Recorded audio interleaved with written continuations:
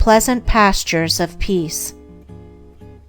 He who aspires to the bettering of himself and humanity should ceaselessly strive to arrive at the exercise of that blessed attitude of mind by which he is enabled to put himself mentally and sympathetically in the place of others, and so, instead of harshly and falsely judging them and thereby making himself unhappy, without adding to the happiness of those others, he will enter into their experience, will understand their particular frame of mind, and will feel for them and sympathize with them.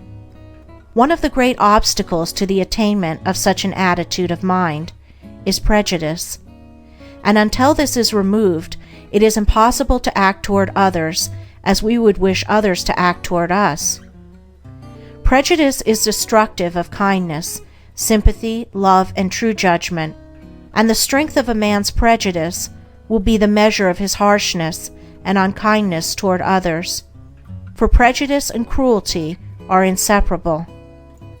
There is no rationality in prejudice, and immediately it is aroused in a man, he ceases to act as a reasonable being, and gives way to rashness, anger, and injurious excitement.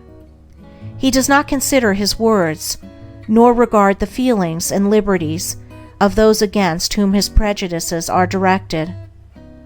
He has, for the time being, forfeited his manhood, and has descended to the level of an irrational creature. While a man is determined to cling to his preconceived opinions, mistaking them for truth, and refuses to consider dispassionately the position of others, he cannot escape hatred, nor arrive at blessedness. The man who strives after gentleness, who aspires to act unselfishly toward others, will put away all his passionate prejudice and petty opinions, and will gradually acquire the power of thinking and feeling for others, of understanding their particular state of ignorance or knowledge, and thereby entering fully into their hearts and lives, sympathizing with them, and seeing them as they really are. Such a man will not oppose himself to the prejudices of others by introducing his own, but will seek to allay prejudice by introducing sympathy and love, striving to bring out all that is good in men, encouraging the good by appealing to it, and discouraging the evil by ignoring it. He will realize the good in the unselfish efforts of others, though their outward methods may be very different from his own, and will so rid his heart of hatred, and will fit it with love and blessedness.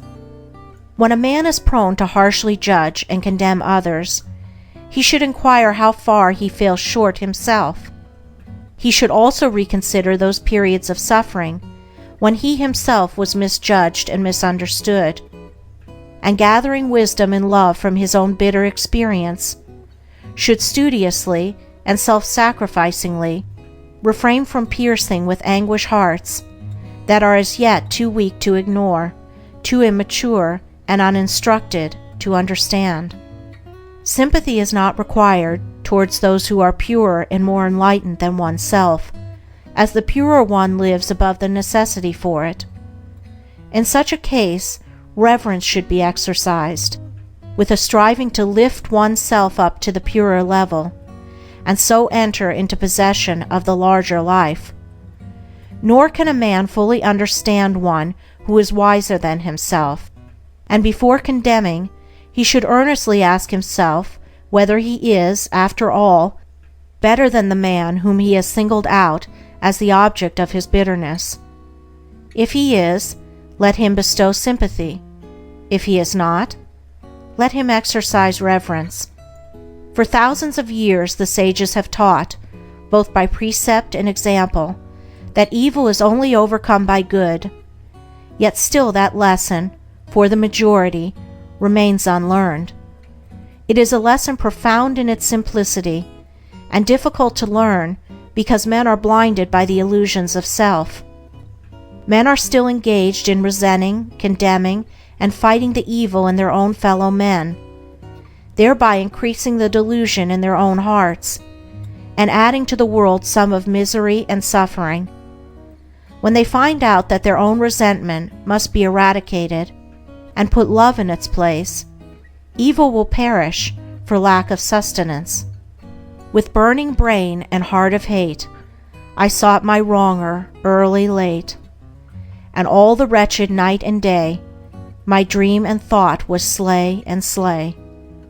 My better self rose uppermost, the beast within my bosom lost. Itself in love, peace from afar, shone o'er me radiant like a star. I slew my wronger with a deed of love. I made him bleed with kindness, and I filled for years his soul with tenderness and tears. Dislike, resentment, and condemnation are all forms of hatred, and evil cannot cease until these are taken out of the heart.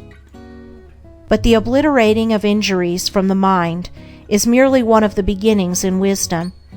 There is a still higher and better way, and that way is so to purify the heart and enlighten the mind that far from having to forget injuries, there will be none to remember. For it is only pride and self that can be injured and wounded by the actions and attitudes of others. And he who takes pride and self out of his heart can never think the thought, I have been injured by another, or I have been wronged by another. From a purified heart proceeds the right comprehension of things, and from the right comprehension of things proceeds the life that is peaceful, freed from bitterness and suffering, calm and wise. He who thinks, this man has injured me, has not perceived the truth in life, falls short of that enlightenment which disperses the erroneous idea of evil as a thing to be hatefully resented. He who is troubled and disturbed about the sins of others is far from truth. He who is troubled and disturbed about his own sins is very near to the gate of wisdom. He in whose heart the flames of resentment burn cannot know peace, nor understand truth. He who will banish resentment from his heart will know and understand. He who has taken evil out of his heart cannot resent or resist it in others, for he is enlightened as to its origin and nature, and knows it as a manifestation of the mistakes of ignorance. With the increase of enlightenment, sin becomes impossible. He who sins does not understand. He who understands does not sin. The pure man maintains his tenderness of his heart toward those who ignorantly imagine they can do him harm. The wrong attitude of others toward him does not trouble him. His heart is at rest in compassion and love. Blessed is he who has no wrongs to remember, no injuries to forget, in whose pure heart no hateful thought about another can take root and flourish.